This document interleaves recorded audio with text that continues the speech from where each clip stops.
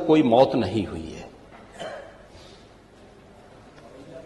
एक दूसरा, इस मामले में एनडीपीएस के अंतर्गत कार्रवाई होगी। ये उत्तर प्रदेश सरकार इस मामले को कोर्ट में जीती है, उत्तर प्रदेश ने इस मामले को लड़ा है।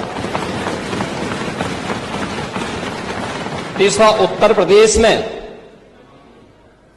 इसका जो सबसे बड़ा होलसेलर, जो बड़े होलसेलर हैं, जिसको सबसे पहले एसटीएफ ने पकड़ा था 2016 में, उसको लाइसेंस समाजवादी पार्टी ने जारी किया था।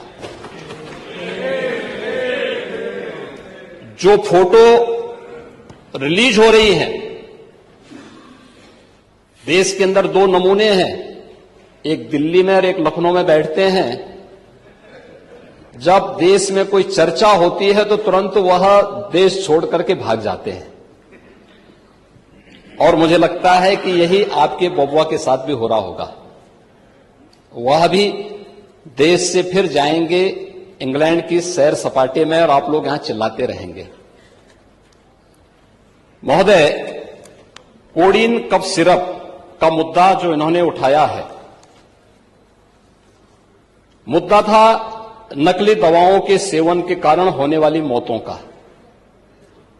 और उसके बारे में हमने पहले ही बताया है कि नकली दवा के कारण होने वाली मौत के प्रकरण की कोई भी बात अभी तक शासन के संज्ञान में नहीं आई है, और समय समय पर एफएसडीए विभाग इसको लेकर के छापेमारी करती है, कार्रवाई करती है। कंपनियों में भी इस प्रकार की कार्रवाई होती है। यूपी के अंदर कोडीन कफ सिरप, इसके केवल स्टॉकिस्ट हैं, होलसेलर है, इसका यहां पे प्रोडक्शन नहीं होता है। ये मध्य प्रदेश में, हिमाचल में और अन्य राज्यों में होता है, और जो मौत के प्रकरण सामने आए हैं, वे मौत के प्रकरण अन्य राज्यों में आए हैं। जिन राज्यों में आए हैं, वह जो भी प्रकरण सामने आए हैं, यह तमिलनाडु में बने हुए एक सिरप के कारणों सामने आई है। ये पूरा प्रकरण इलीगल, यानी इसमें एडिटेशन का भी नहीं है, यह इलीगल डाइवर्जन का है। इस डाइवर्जन के माध्यम से इन होलसेलर ने, जिसमें सहारनपुर का भी है, गाजियाबाद का भी है, वाराणसी का भी है, लखनऊ का भी है और कानपुर का भी है, इन लोगों ने इसको उन देशों में पहुंचाया है, उन राज्यों में पहुंचाया है जहां मद्य निषेध है, लेकिन वहां पे नशे के आदी लोगों को इसको लेने की एक आदत सी है, तो वहां पर उसका दुरुपयोग किया गया है, जबकि बिना चिकित्सीय परामर्श के इसका सेवन नहीं हो सकता, खासतौर पर बच्चों के लिए। एडल्ट भी चिकित्सीय परामर्श से इसका सेवन करता है। कौन ऐसा व्यक्ति है जिसने कफ सिरप नहीं लिया?